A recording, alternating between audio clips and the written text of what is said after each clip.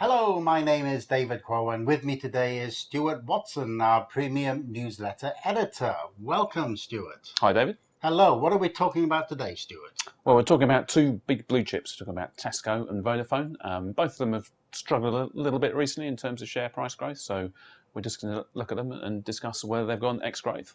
Okay, well, I'll start by saying that Vodafone is my preferred share out of the two, mainly because of its dividend yield. I mean, a 7% dividend yield means that if you bought shares in Vodafone, if you spend £100 on Vodafone shares, you can expect £7 in dividend next year. I mean, that is a phenomenal dividend yield.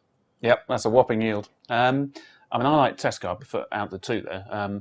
Looking at valuation still, on the basis it's got a slightly lower P ratio. So Tesco trades on a P of about 10 times at the moment, whereas Vodafone, despite that big yield, is on a P of near 12. But doesn't that tell you something, Stuart? The fact that maybe the market thinks that Tesco has really gone ex-growth.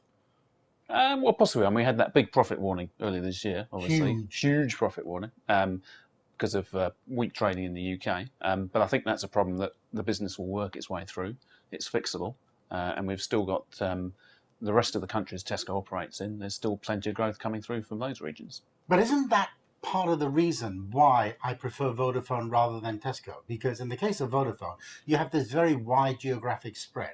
Its services are available in the UK, in America, in Europe, and also in Asia. So it's got this big geographic footprint. Whereas in the case of Tesco, it is more UK-centric. 70% of its turnover and profits are generated in the UK.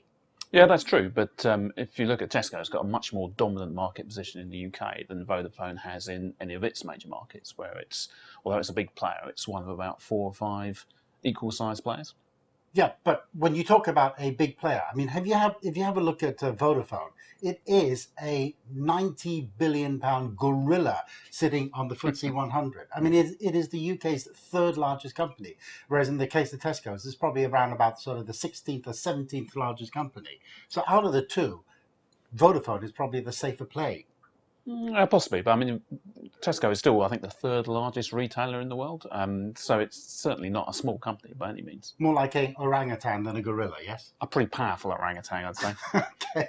Now, the other thing that really concerns me about Tesco is that it's got a 30% of the UK's market share in terms of groceries. Mm-hmm. So the only way it can actually go is down rather than up, because the regulators are going to stop it from gaining much more than 30% market share. Doesn't that worry you a little? That is a possibility. I mean, as I said before, I can see growth coming from other regions mostly. I wouldn't say it's inevitable that the market share has to go down over the long term. We'll have to see what happens there.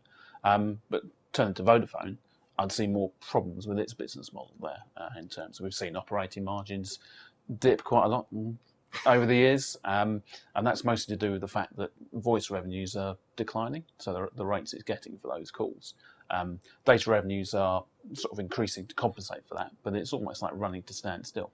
But isn't it trying to address that problem by going out and buying another operator? In the case of Vodafone, it went out and bought Cable and Wireless Worldwide. I mean, surely that is going to beef up its business. A little bit. I mean, they only paid about £1 billion, I think. I mean, it's quite a small business in terms of Vodafone's overall reach. It's a business that's been struggling for many years. So, I mean, can Vodafone turn it around, or is it going to be an expensive distraction? Okay, so out of the two companies, which one would you prefer, Vodafone or Tesco? I'm going to go for Tesco, just. Okay, I'm going to go for both because I have both in my portfolio. Can you do that? Yes, I can, Stuart. Yes, I can do anything I want to. Yes. So there we have it. Two companies that we talked about today were Tesco, ticker TSCO, and Vodafone, VOD, VOD for short. Thank you.